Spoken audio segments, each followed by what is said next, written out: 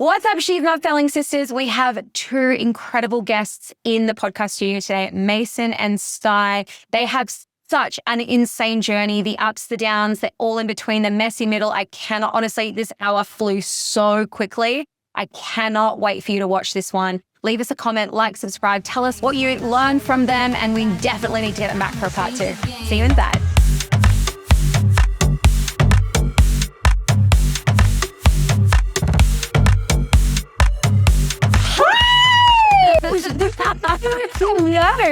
I literally tell everyone, don't start a sales call with a high-pitched hi, and it's literally what I do every single time.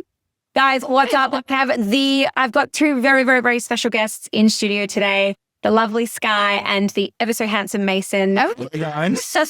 Hello, so excited to be here. Thank you, Brooke. This is it's very exciting. I mean, what did you have to get through to get here? Oh my gosh, the odds have been stacked against us, but we pushed through.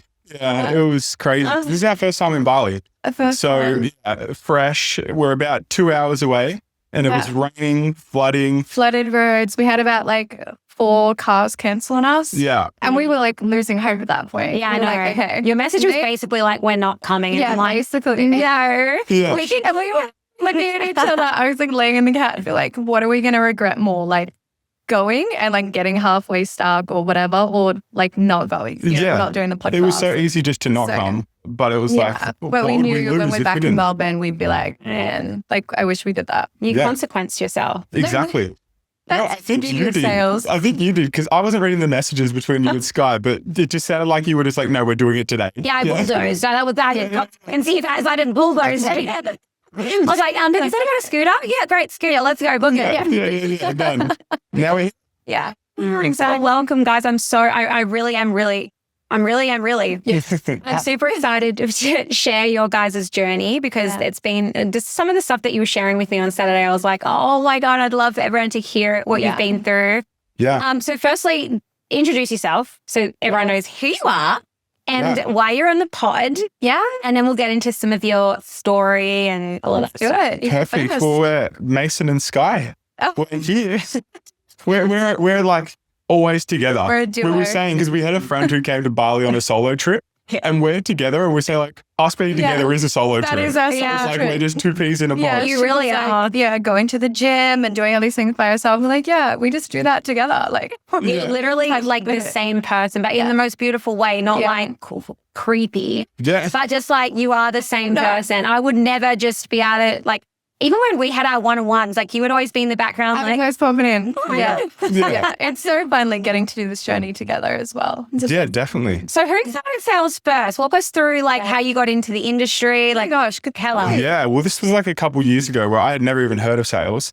And I caught up with a friend just for coffee, and he was talking about Jeremy Minor and objection handling, and I wasn't really sure what we had he was no talking idea what about. that was. I didn't know what he was talking objection, about. Handling. What tool do I need But for it was that? more so because we were talking about communication and personal development, and sales is just the epitome of personal development, right? So I was really interested in what he was saying, and that was the first seed that got planted for remote sales. Yeah. And then where it went was I got to the point with my job. So what did you do? What was your job? I was a graphic designer. What? Yes. How strange. So I was doing graphic designing. Okay. And I was working for this company, which I love, but it was also around the time when ChatGPT got released. Yeah. And I was and you were predicting the future. You were no, my job, it's going to be non-existent. Yeah. I was looking at it. I was all right, this is cool now. It's telling you things, and it's pretty shallow in terms of what AI could do. But then it would quickly accelerate, and I could just look into the future. I'm this is going to be the first thing that gets taken over. Yeah. And then I was looking for jobs on Seek, and this company just popped up called Quality Mind, and it was for remote sales. And I was what the heck? This is so strange, because it's all linked. I was this is what we were talking about not too long ago.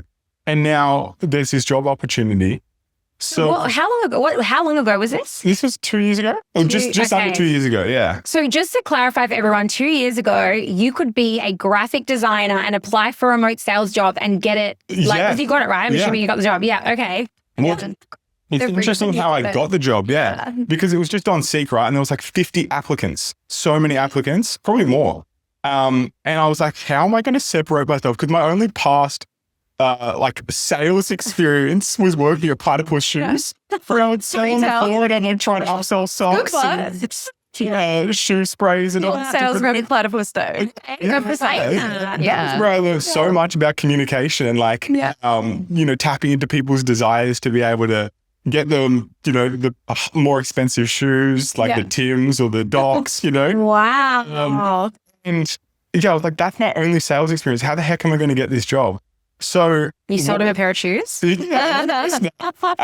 So what I did was I looked at my past experience and I had like my resume, but instead of just flicking through my resume and getting into the pile of all the other applicants, I filmed me going through my resume, right? Because I was like, sales is all about communication and tonality and connecting. How the heck can you portray that through just having a resume? You can't. 7% of communication's impact comes through words. So when you send your resume, you have a 7% chance of them actually getting the impact that you are hoping for. Yeah. 7%. So the fact that you included a video with body language and tonality, you've literally not only stood out, but you've given yourself the best shot for him to understand the impact that you're trying to create. Exactly right. Yeah. So then I got a call the next day saying, and then I had to go through like this interview process and I was just winging it. I hopped on the call and they thought that I had more sales experience in the past, but I told them that it was just, the Platypus, and I was just kind of selling myself through each interview process. Then it turned out that ended up getting the job.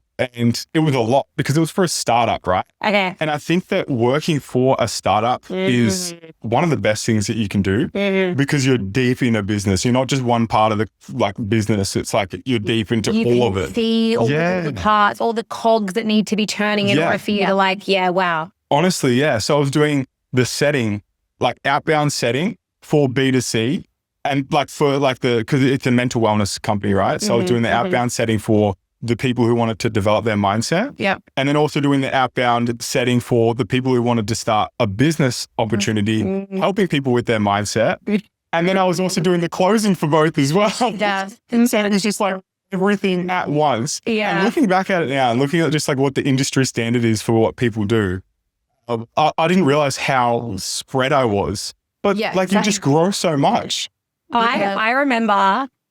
Sorry, I started laughing midway through because I remember listening to one of your calls and I don't think we got past minute 1. Yeah. The entire session. That. Yeah. The entire session. We were like, what are you doing? No, because I had slides up in minute 1. I was like, what the fuck is this? I was like educating this lady on like what this business opportunity the craziest part is you were selling like $15,000 to $25,000 like business programs with no skill set besides like what you read from books and learned. So I just find that fascinating. It's like the level of drive that you had to just figure it out is so inspiring. Yeah, that is lost on some people. Like honestly, people wait to have everything in place before they press go. Yeah. Whereas you were like, fuck it, I'm going to figure it out as I go. And that's rare. In fact, that is also how I'm wired. I'm just like, whatever, give me the job, I'll figure it out and I'll be the best at it. 100%. And that does take you places. So that's incredible. And then so you started sales first. I started sales first. And so then what made you want to join the dark side? Oh my gosh, just kidding. I think it's so ironic because you look at sales now, the way that it's marketed, it's very much for income and the lifestyle. But the whole reason that I wanted to step into sales is because I reckon 6 months into you starting sales, maybe a little bit longer, and we were both in a business at the time, building one together. And I was just seeing him grow so much, in his emotional intelligence. Even the conversations we were having, when we would bicker, he was just so much more understanding and how does that make you feel? And I was like, I feel like he's growing so much quicker than I am. And we both were reading books, we were both listening to podcasts, attending personal development seminars, but he was just accelerating.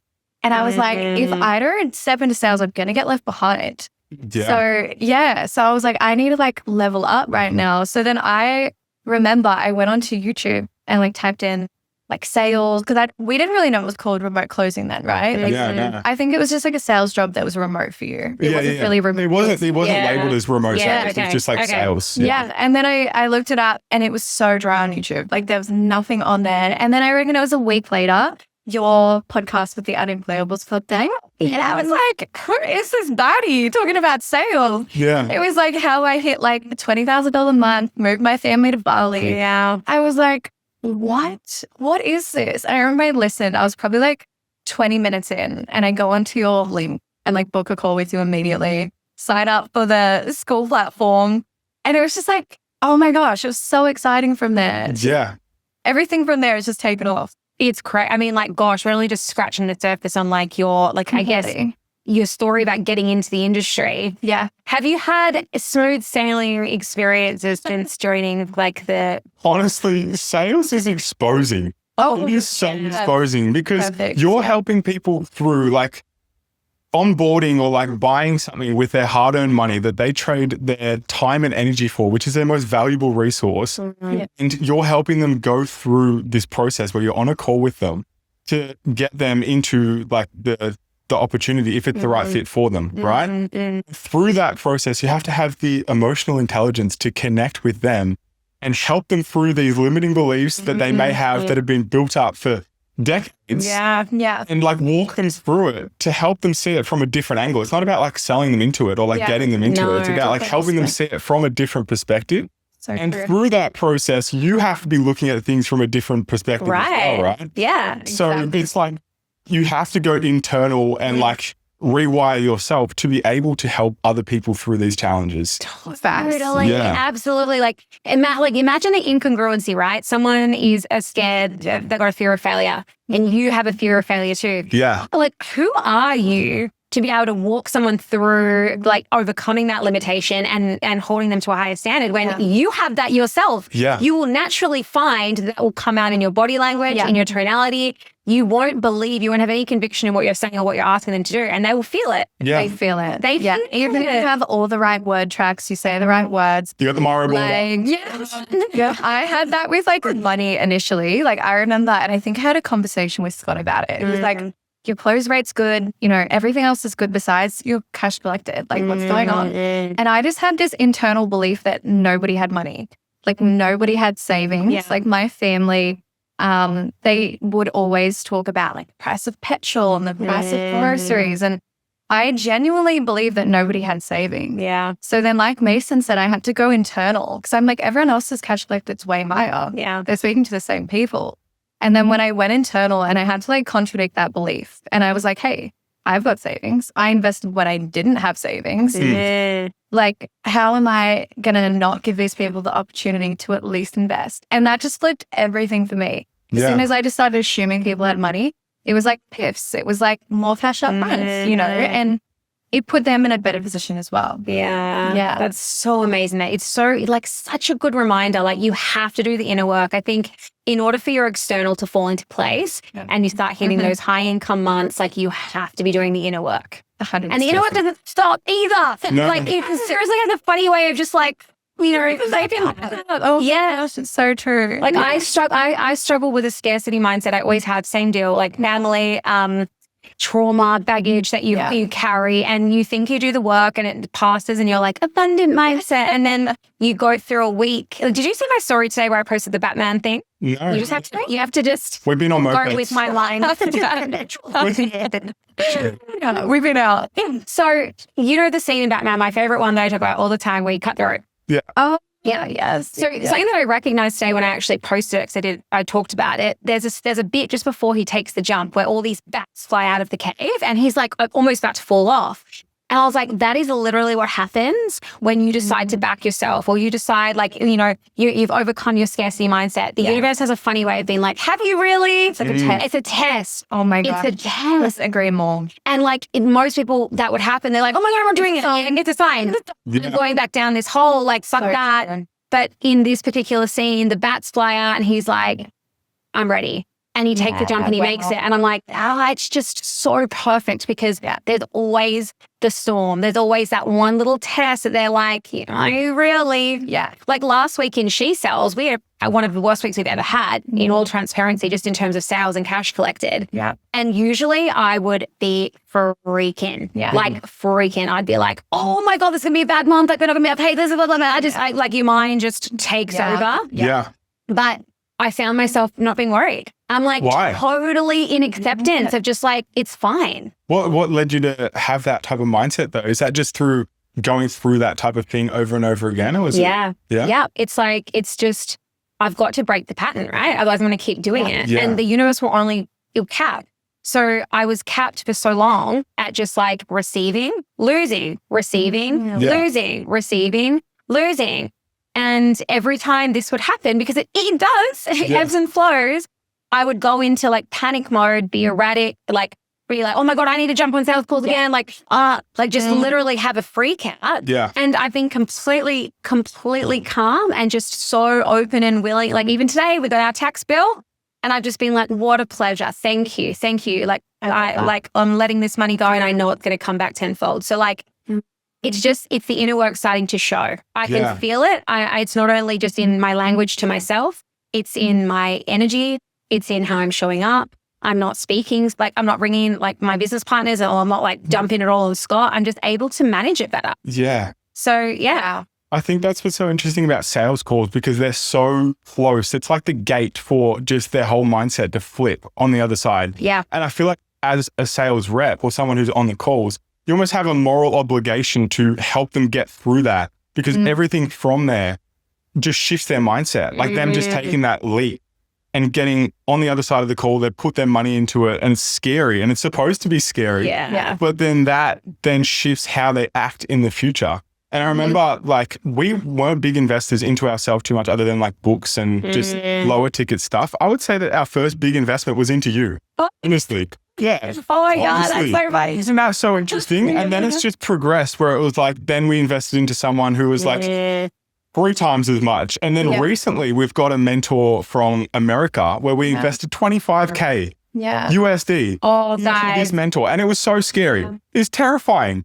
But it's like when you invest something of that amount of money, firstly, the commitment is there, but it also just signifies that you have confidence in yourself and your own abilities. Backing yourself, right? Because that is terrifying. Yeah. I love like telling the girls that as well. Like when they are freaked out about the investment, I'm like, hey, that's okay. Like it's supposed to be scary, but this isn't going to be your first time. Because like once you actually see the ROI, like you're going to be so much more excited and willing to invest because you see the time you save, the person you become. And it's so much more than what you even invested, right? So we're like so willing to invest that. Yeah. You know, like we were happy to, opposed to when we first started investing like, what, $500 a month? It's like, you know, and that was like everything to us. Yeah. Exactly. And now we openly do that. So I think it's progressive, right? You'd probably have the same. Totally. Absolutely. I remember the first time I invested in someone, I spent $10,000 and I was like literally like clinging on to that money. I was like tearing it down. And like I didn't need to break it down, but the idea of letting go of such a large amount. And now Scott will spend $10,000 and not even tell me. Like he'll just do it because he knows like the ROI and he knows what's going to happen to our growth, to our business, to everything off the back of backing yourself and putting money into your growth and learning. It's literally exponential. You can't put a number on it. You can't be like, oh, I'm going to 10x that. You can't physically understand what it's going to do for you. I mean, look at you guys, right? How long? Okay, when did you join She Sells? It was July 2024. So in July 2024, so okay, over a year. Yeah. That's when I started training. Yeah. Would you say that and like you can be real with me. Would you say like, talk to me about the growth that you've had. Like, are you a different person now? What do you think that's like? Completely. Like Mason was saying, like you have to go so internal with sales. Like I loved the role that I was in cosmetic nursing. Like I was always like a top performer in those environments, but it can still be so superficial, you know, like you can perform well there, but with sales, it's so much more holistic. Like you're showing up, speaking to so many different types of people, helping them overcome all these types of different beliefs that they have. And in that process, you have to do that yourself. So like I was saying with like the money limiting beliefs, the fear, like the, procrastination even. Like I cannot actually coach someone through that if I'm not congruent. So it's not easy to do that either, like on a daily basis, because it's very much dependent on how you feel, right? How you feel, how you show up. And I think that's what I really respect Scott for, because he's a systems man. But through and through. Yeah, through and through. He's like, it's okay if you show up and like, you don't have the same energy, but if you follow the systems, like it leads you to the outcome. And that's one thing that I really had to like lean into. And it's helped so much, not just in like our business, like starting a new business together, our relationship, like how we've grown together. I can't even put words on it, like how much we've been able to grow. I'm like, even your voice notes, I have some voice notes from you back in the early day. And even some voice notes kind of even like 6 months ago when you were like, we had to have a few tough conversations at times. The way that you communicate, and this is something that I want to touch on, because people think they are one person when they're on the phones or, behind a Zoom screen, and then they're another person in their everyday life. It's like, no, sales is who you are. Like it's communication. It's not sales. Like the way you communicate in a sales conversation is exactly what it should be. The way that you communicate to your kids, to your partner, to your, like whoever comes in your world. And when I'm listening back to those voice notes, I can't help but laugh because you can just see it. You can hear it. You can see the communication and just how much you changed. Completely. Like it's crazy. Yeah, the depth of our relationship has just gotten so much deeper because we know how to communicate better. Yeah. With everything. Family as well. Yeah. Like being able to like, just be able to relate to them, give them grace, like, with my sister, we've always had like a bickering relationship. And now we're so much closer because we just understand each other better as well. Yeah. So have people noticed? I haven't been told that people notice. Like I haven't been told by anyone really, but I notice. I notice. I don't know if they probably do. I haven't been told, but you can just tell, the energy's different. Yeah. And I think it's fascinating how communication isn't taught in schools. It's not taught in schools. And you're like, no matter what job you even go into, like even just down traditional paths, the higher up you get, if you're wanting to progress, the more communication is important, right? Like, and the leadership and being able to connect and lead and empathize with people and motivate people and understand what gets them to take action. And it's such a crucial skill that is just so left out.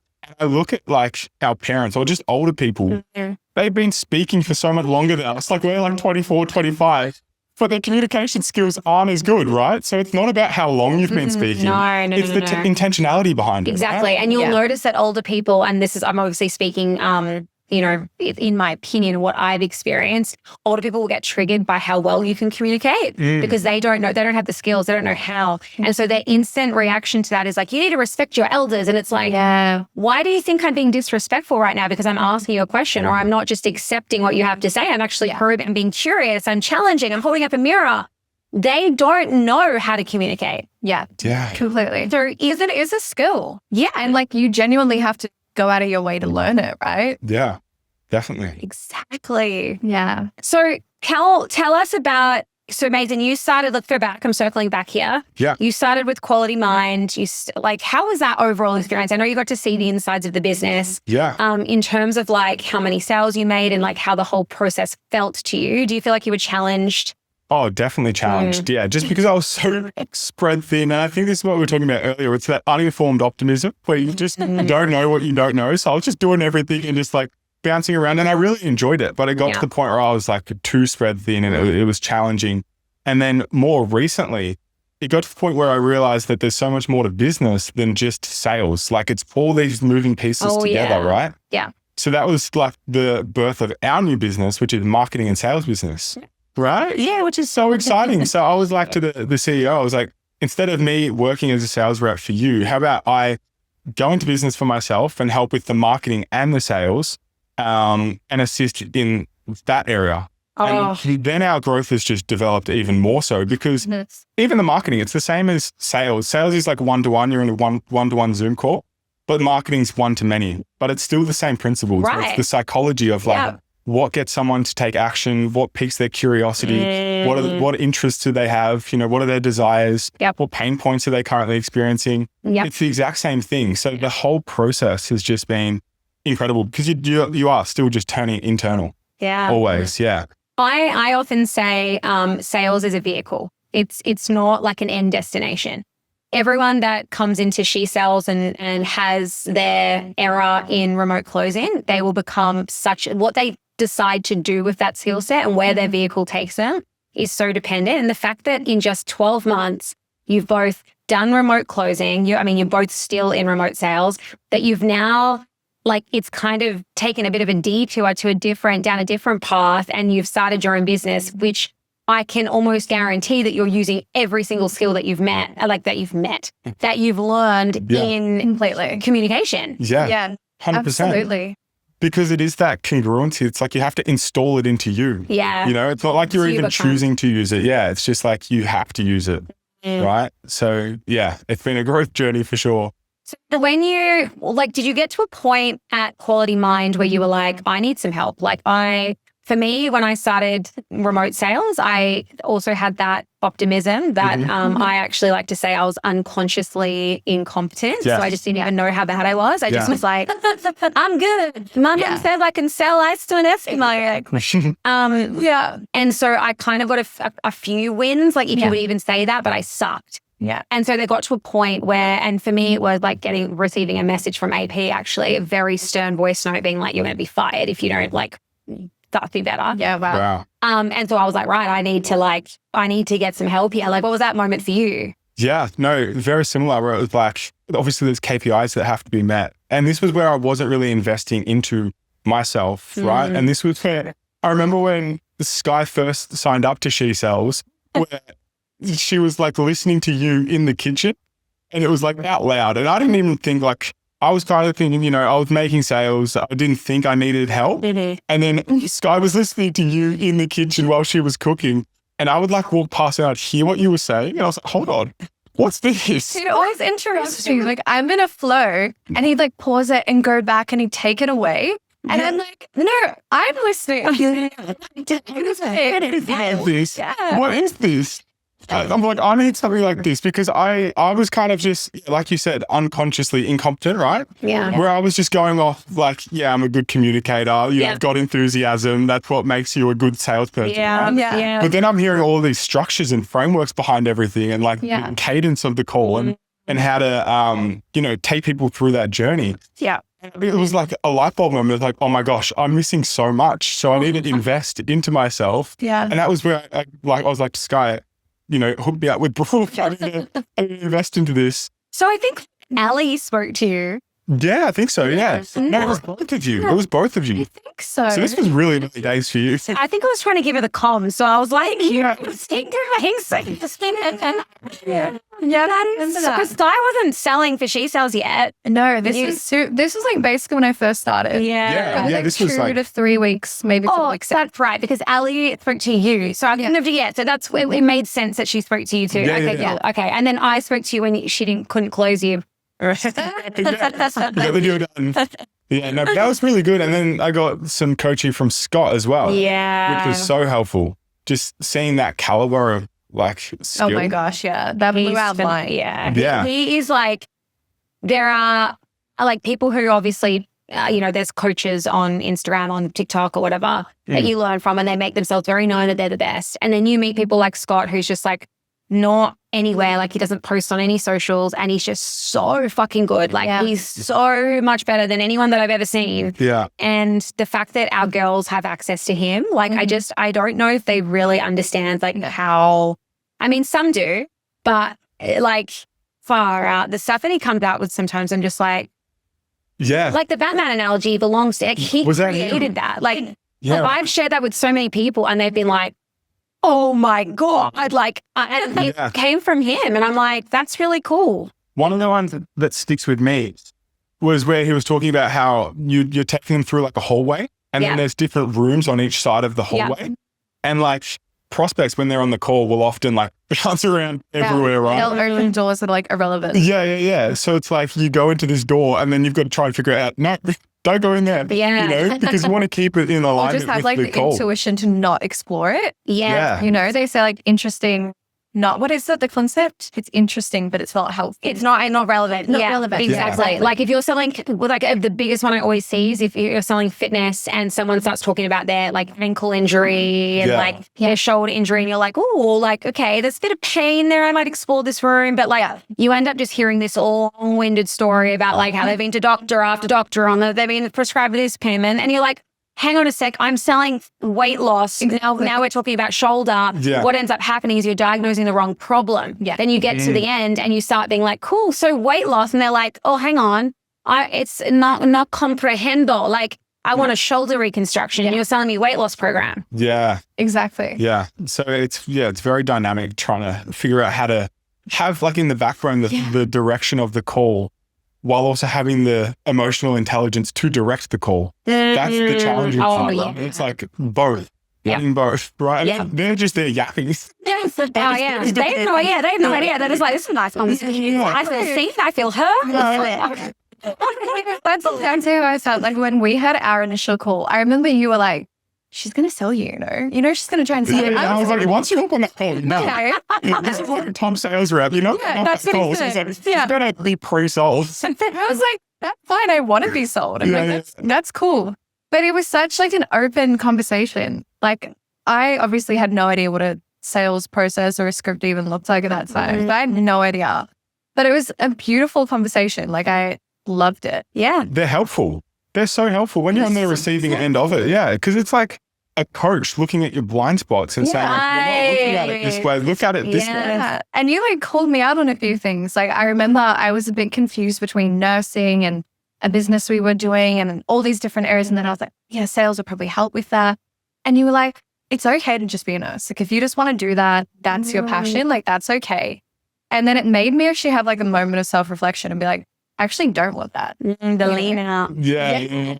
Because like, wow, like it didn't feel, like it genuinely just felt like you were helping me discover what I needed to know about myself. Yeah. The unveiling. Yeah. Yeah. And the thing is, like, this got to do with awareness levels. Like, some people come to a call and they've already had that unveiling themselves. So they're like, they are more open, they are more ready. They're like higher on that frequency. They're probably more in courage and willingness. Yeah. Whereas, like, we do speak to people who are so stuck in fear and they haven't had the unveiling yet. They just know, they've just had that moment where they're like, right, I know this is not what I want, but I don't really know how my problem is impacting me. I don't really know how, like, what to do, where to go. I'm so scared. And so you just end up spiraling down because you're either spiraling down or you're spiraling up, right? You get to choose. But unfortunately, we get stuck in these cycles and these patterns that just continue to spiral us down. Yeah. So, and what means that, you know, who you are then feeds the symptoms that you have, which then feeds the problem, which problem then feeds the identity. And just like identity lock, you end up just repeating. So Totally. true. Yeah. That's hard to get out of. For sure. Exactly. So it's a gift, right? When you're a change facilitator and you get to actually open that jail door for someone and just like get them to have a look what's on the other side. It's like, it's seriously beautiful. Yeah. And it's seriously upsetting when you can't help them. I know. Like oh my gosh, I've like thought about people for so long after when I'm like, I could have said this, I could have said that. And like you genuinely care about these people when you've met them for 60 minutes. Yeah. And I think about them later and I'm like, I hope that she's overcame that. Like you see so much in people and sometimes they are in that identity lock. And like you were saying this last time that like you'd have dreams about like objection handling or what you could say. And I genuinely wake up thinking about like reframes and stuff. I'm like, girl, did you even sleep? Well, I know. I'm like, I was like, damn, get her back on the phone with me. Yeah. Like sometimes I'm like, oh, would you only I had said that? Like I would have been able to fight for her a little bit more. Or like really I was able to hold that door open for a little bit longer, but it was really fucking heavy. It's so fulfilling, So isn't real. it? Because on the other end, like you have girls like messaging you saying, thank you so much. Oh, wait. Okay. So there's context missing here for just everyone that's listening. Who do you sell for? And like, just through that. I'm very lucky. So I get to sell for She Sells, which I literally manifested. I don't know if you remember, but I remember I wanted to get a closing role. I was still nursing at the time. And I was appointment setting, which I loved, but I just knew that if I wanted to progress quickly, I needed to just get in and do it. Yeah. I'm that type of person. Yeah. And I was like, I don't want to close for anyone else besides Brooke. Because when I met you, and I tell all the girls this, I'm like, she's just the most magnetic person I've ever met. And I'm like, you need to be so close to people like that, you know? Like, as you know, like when you're around your mentors, you just level up. Oh, yeah. And I was like, I need to be as close to her as possible, especially because I was like blowing up. I was like, okay, this And Australian too, because sometimes when they're over in the US, like, or depends where you are, but I feel like relating to people who are in Australia really helps. And I think that's why She Sells done so well in Australia. Well, yeah, because it's proximity. I do think proximity is huge. And there's just something about the US being in Australia that you just don't get. You know, it's like it feels far. Yeah. It not only is it far, but it feels far. So that proximity is different. Different lifestyle, different mindset. Yeah. Yeah. So yeah, you being Australian on the podcast was like a game changer. Because I'd seen a couple like, you know, female US salespeople and like just really vibing. And yeah. And then I was like, I'm going to get a job with Brooke. Like, I know I am. I was like manifesting closer roles. Should I message her? I'm not really ready for a closer role, but I want to. Yeah. Anyways. And then Scott posted in the community. And he's like, we're hiring basically like a internship with She Sells. Like we're hiring some appointment setters. And I was like, man, I don't want to be an appointment setter anymore. But if this is my opportunity, I'm just going to take it. Like I'll suck it up, see what can happen. And we had the conversation, right? I was like, I feel like I could do closing, but I'd rather work with Brooke. Because you were selling on the account that Orlando was on, right? Yeah. So, okay. Because Orlando's been on here too, and he's also done masterclasses in the community, and he was obsessed with you, not like in like a, oh my God, I love her way. He was literally like, she is going to be a fucking savage. And so I felt kind of bad being like, oh, that's creeping in there. But yes, continue. Yeah, I learned so much of him in such a short period of time, and like now seeing his growth is so inspiring. Yeah. So I've been very lucky on my journey to just have a tee up with some really cool people. And then I started the internship with 2 other girls, and that's when I got to actually meet Scott, like connect with him. And I'm like, okay, this is just a whole different level. Got to learn the art of outbound appointment setting, and then as soon I remember you messaged in there, and you were like, we have no weekend availability. Like, I need someone this weekend. Yeah. And I was like, put me on. And my first couple of calls, I just got annihilated. Like, I didn't even have, this is going to sound really bad, but I didn't even have their video on the screen because I was so nervous. I just had my script up and I just couldn't look at their faces. Their faces were there. I just had it really teeny-tiny. I was so nervous. And my first 5 calls, I just butchered and I was like, okay. Persist. I would listen to rap music beforehand. And in my first sale, I remember calling you and Scott, and we were so excited. And we were like my 8th call or something, and we're like, let's go. And it was just, it's not, and I need everyone to know this because you've persisted with She Sells through good times, kind of shitty times, extended periods of shitty time. And obviously the loyalty is amazing, but there's been some tough moments and tough conversations that we've had to have. And can you share a little bit about that? Because something that I need people to understand is it's not always greener on the other side. Yeah. You know, it's very easy, especially given the unique situation of the one we're in, where you're seeing job after job after job after job. Yeah. And so it's very easy to have that wondering eye and be I wonder what it'd be like over there. 100%. And that's fine. It is fine to do that. But at what point? And I want people to understand this because when you have one bad month, that's not the point. Yeah. That's not the point you start looking. It's the better you become is because of how much time you give an account. You get to know the clientele and the potential clients, and 100%. You get to speak their language, and you get to know things that land and things that don't land, and that takes time. Yeah. So walk us through, I guess, your journey, the highs, the lows, the tough conversations. Yeah, it has definitely been a journey. It's been mostly highs. It's been consistent with She Sells, but there was a period of time where it was a little bit slower in terms of the bookings, the closing, that sort of thing. Yeah. And I am naturally a pretty optimistic person, but then it just hit me all of a sudden. It was probably a couple of months where I was like, it's fine. And then it just hit me. And then because I then fed into it, it just absolutely spiraling downwards. Yeah. And I was not expecting it because I can usually just show up. Like Scott always says, just follow the systems, put in the work. And I didn't realize how much it was going to affect me, like my confidence. So because I'd been closing for, how long would have it been then? Maybe like 8 months, 6 months, 6 to 8 months. So I was then confident, I was like, sure, I know what I'm doing now. And I wasn't as good as what I thought I was at the end of the day, because I feel like you have to go through those tests to really, just check how persistent you are, like your consistency. And I think that's probably the number one thing I've learned through closing is I've met some amazing closers. Like they have so much potential, so much skill set, but then give up so quickly. Yeah. And I see why. Like it's hard. Like it is hard, but the person you become over the other side of that, like the tough conversations you've had to have with me, it is exposing. And I went through a lull myself. So I was in a low period, and then I decided to move on to a US account, and then it just went down from there. And I was like, can I even do this? Yeah. I was like, my close percentage is like 15% right now. I was like, I remember we had that conversation. I was like, I genuinely don't know what I'm doing right now. It was challenging. Take us back to the conversation. Like what happened? Well, like I was in denial for a little bit, right? Yeah. So I was like, statistically, I'm good. Like if we look over a period of time, I'm good. But I wasn't like assessing the data properly until we That's where I think a lot of people go wrong is they judge their sales calls or just their growth off like per call. Yeah. And they look at it on each call and they're just like, they see it going downhill. And it's that mindset of extending out and looking at your growth and looking at the statistics of like where you've been and what you're doing over a longer period of time. Yeah. Because if you go so granular and so in, you can always nitpick and find things that aren't working, but you've got to like look out and also have like a North Star of what you're working towards. Yeah, exactly. Yourself. Yeah, because you draw energy from it. You see it and you like pull energy from that to push you through.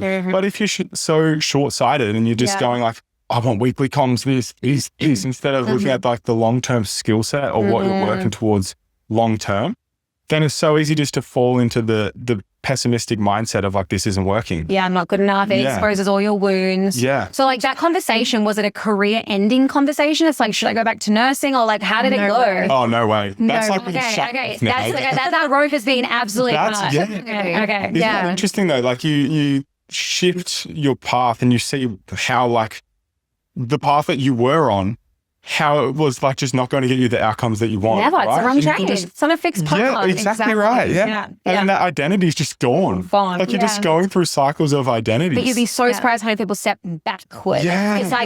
It's like they rewind and get back on that same train, even though they literally know that's going to take them to the wrong destination. So Why do you think they do that? Fear. It's remember, everyone's wounds are exposed. So when you're spiraling down, you are spiraling down. If you have a moment where you're like, I'm closing at 15%, am I even good at this? Your conversation doesn't become like, okay, how can I get better? It becomes like, well, safety, secure. How can I get back fast? Okay, I'm going to go backwards to what I know, what feels comfortable, what's less scary. Yeah. And so people just, like people fail the exam and they quit. And they quit. Is that upsetting? It's infuriating. I'm not upset for them. I'm like mad. And I'm not even mad that they're leaving she-cells. I'm mad that they're giving up on their fucking dreams. That's what I'm mad about. Yeah. So like the conversation, sorry, I keep deterring. Like what, how did it sound? Like give us a play-by-play. Mason's really good. And sometimes it pisses me off a bit. Sometimes he doesn't just let me talk and just emphasize. He's very like, I feel like men, they're just problem solvers, right? Which I love about him. So he's like, all right, what do we have to do? Like, how do we fix this? How do we get better? And you were still very supportive though, because you knew it was emotional for me. And then, we had that conversation. And then I had a conversation with Scott as well, which was so open and transparent. And I feel like that extreme ownership, it's always hard to do when it's so emotional. And in sales, I feel, especially for my personality type, I can very much like attach myself to the outcome, right? My like worthiness, which is something you shouldn't do. But it's easy to do with like the highs and the lows. And having that conversation, like it should have happened sooner, transparently, but having that conversation, that extreme ownership and taking that accountability on putting a plan in place, I feel like that's so key. Like as long as, like you were saying, you have that North Star, you know where you're going, you have that support around you, then you can get through it, right? Despite like everything, you still said to him after that conversation, because this wasn't that long ago. This was like not like a month or two ago. 6 weeks. Yeah. So fresh. Yeah. You literally still turned to him, and despite your wounds being so displayed and you literally feeling like, you know, whatever was coming up, you still said to him, give me 2 weeks. Like, let me show you what I've got. And you fucking turned it around in that 2 weeks. I love that. Yeah. It's so good. I Give me got 2 weeks. that in that one sentence, I was like, she's our girl. Yeah, honestly. Like in that one, the backing of herself and the fact that it was like, let me show you. Like, I was like, damn. And then the next week was a big week. Do you remember? Yeah. It was like 2 pips. It was it was just on after that. You kind of like, I feel like when you burn the boats, this is what happened with our business, right? Yeah. Where it's like, you just burn all of the back doors and like you have to psychologically do it, especially if you come from like a good home. Yeah. Right? Where it's like you could always go back and live with mum. You know, there's always these comfortable back doors. Yeah. You've got to like psychologically get rid Close- of those. Yeah. Yeah, get rid Lock of them them. up. Yeah, exactly. And then like when you do that, you find internal resources that you've never used before. You know, you go in and you figure things out and use things that like within yourself that you've never used before. You become more creative. You're resourceful. Because you have to. Yeah, you have to be resourceful. I love it so much. Yeah. And I think that's what you did. It was like, no, this is it. And I think it's like your identity gets to a point where it's like, this isn't me. Right. You know, so No, like, yeah. you have to. Yes. And that's what I saw in Skye that I hadn't yet seen, that grit, that like real, just like, I'm the girl, watch me, like give me 2 weeks. Yeah. Like how the tables have turned, because I was begging you at one point, please, and then 2 more weeks. And so to have it flipped and for you to be like, well, I honestly, like, that is such a moment you should be so proud of. Because like for me, that changed everything. How I saw you, like how much value I like know that you have in She Sells. Like it's just the epitome of a She Sells girl. Like, watch me. Yeah. That is it. That is it. That's the attitude. That's the grit. I love it. 100%. Yeah. And I think like coming back to the grass is greener mentality, I think probably one of the biggest things that led me to that downfall was like that pessimistic mindset, like looking out. Because it's so easy to always blame the external. And there usually is always a reason as well. Like if you look for an external reason, you'll find it. Right? You sure as hell will. Yeah. But it doesn't help you, right? Like I was always like throughout She Sells, before that lull, there would always be ups and downs, but I never acknowledged it. I was like, whatever I do. And one of the best girls that I know, this is Jess Freeburn. Like she is extreme ownership. Jess from the calls. We always say always. I think I hear her and all the she's time. so optimistic and it inspires the heck out of me. And I kind of lost that for that period. And that's really what led to that. Because it was so easy to look out and be like, well, it's not me. It's not me. But then it was me because of that. Yeah. And I was like, man, okay, I need to take ownership of this. And then that's when everything flipped, Yeah. I feel like it's so powerful. Oh, it really is. This whole episode has been so powerful. And just so everyone knows, how old are you guys, by the way? 24 and 25. 24 and 25. And they're doing amazing things. Like, Whoa, I was like in a gutter. Guys. I was like in a gutter at 24. Like I was doing nothing with my life. That's what how I was teaching, but not like. But that's like the power of the people we've been around, like people like you and Scott, like people we've been in contact with previously. Like we've been so blessed to have mentors from the age of like 22. Yeah. And if we didn't have that, like you'd be a nurse and you'd be a graphic designer. About to leave this job. I might be packing bins or something. Yeah. Who knows what I'd be doing now? So I want to, that hour has literally flown. I have so much more stuff to do. Oh my gosh, we'll just scrape the surface. So I want like the absolute golden nugget, like to finish on. Like if someone was sitting, if we had an audience right now and they were all just like on the cusp of having a breakthrough, or like maybe themselves, if they've gone through a bit of a lull and they just need like what is your advice to them? And you can have like, think about it. So you don't just say whatever comes to your mind, but like, what would you say to someone who you're fighting for? I would feel like it's what I alluded to earlier, which is having that North Star, because if you don't, then you're purposeless. What's your North Star? My North Star is to help as many people as possible, to be honest. Sounds so like cheesy, but the way that I see it with our business, we're helping like coaches and experts, people who have a skill set, right? And they can help a lot of people, whether they're fitness coaches, we have some breathwork coaches, health coaches. They have the ability to help so many people, but their main challenge is finding people to help, like getting clients, right? And you do that through the marketing and the sales. So that's why when we work with a client, we have to be bought into their mission and their vision as well. Because if it's not if we don't align with it, then we don't have that drive to want to help more people. And I think that if you have that, where it's not focused on you, and you can draw energy from that, it gives you a different fuel, right? And it allows you to push through those challenging times and not look at it so short-sighted because you have long-term plans.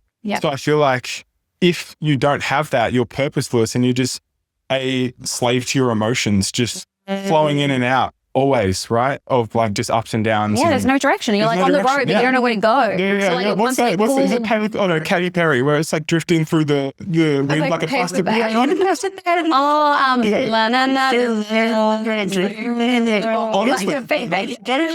that's what we really want if they don't have a purpose. They just so true. Plastic bag just floating around, just getting, swept away. And I feel like it's draining. I feel like it's so draining because you don't get to have that type of energy within you and that excitement. I feel like you need that hope of like what's possible. With She Sells or with our business, it's like what is possible, and that thought allows you to get excited to take action towards it. So I feel like having that is key. So that's so North Star. Anchor yourself in your North Star and get like super niche with it as well. Like don't just have this like North Star that doesn't mean anything to you. Like the way you explained that, yes, helping as many people as you can sounds cliche, but the way you explained that and the compound effect that you're going to have by helping coaches help people, it's like it just keeps going. I love that. Yes. Yeah, exactly right. So excited. I'm excited in your mouth. Let's go. Okay. All right, Skye, what do you say? So mine would be, and I read this in a book the other day. It's probably my favorite book, Psycho-Cybernetics. I don't know if you've read it. No. It's so good. It's so good. And it says like the greatest mistake that you can make is to be afraid of making one. And I feel like so often we're looking for like a guarantee. We're looking for certainty. We're looking like waiting until we don't feel fear before taking action. But it's like you need that fear to step out. Like you need to be doing something that makes you uncomfortable.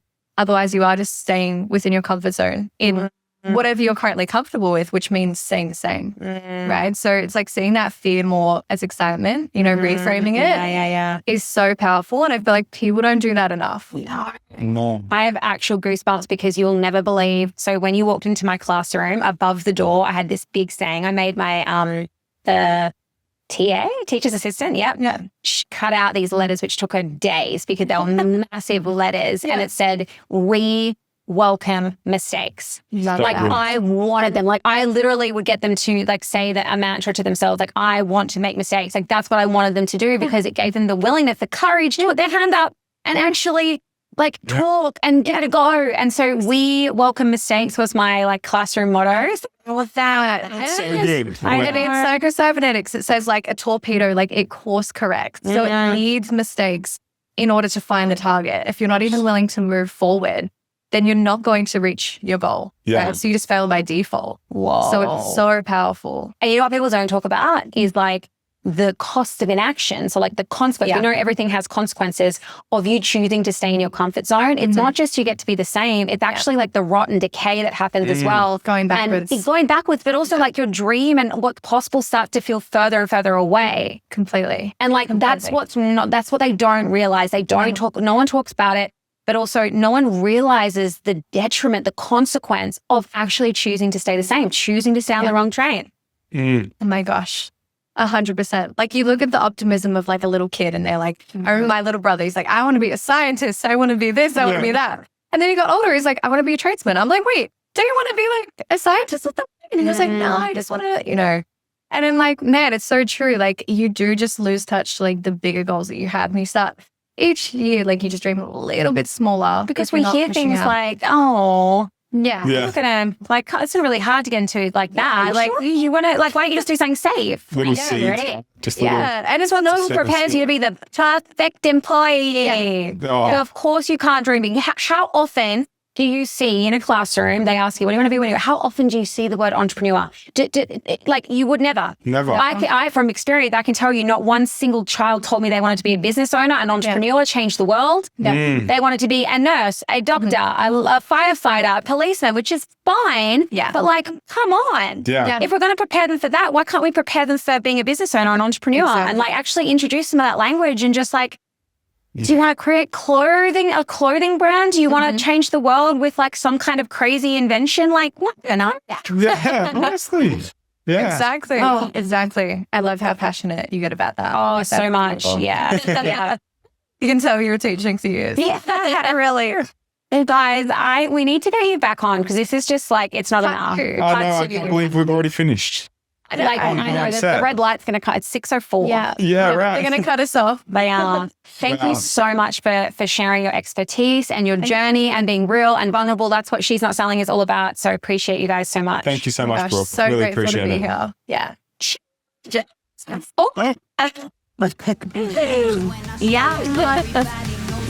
Cheers.